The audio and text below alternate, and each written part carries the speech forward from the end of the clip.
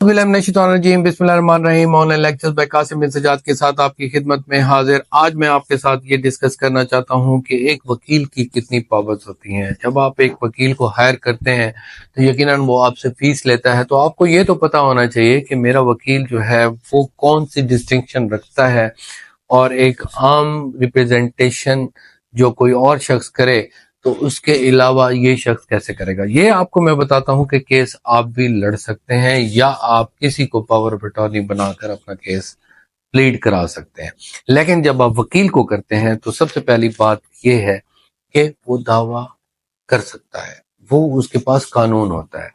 एक वकील इसके अलावा क्या कर सकता है कि आपका केस तो वो लड़ा है, लेकिन एक वकील के अंदर ये पावर्स हैं कि मिसाल के तौर पर वो ये समझता है कि ये पटवारी, ये कानगो, ये तहसीलदार, ये एसएचओ, ये पुलिस वाले, ये दूसरे महकमे वाले, अनहार वाले कुछ गलत काम कर रहे हैं, तो वो खुद भी मुद्दई बन सकता है।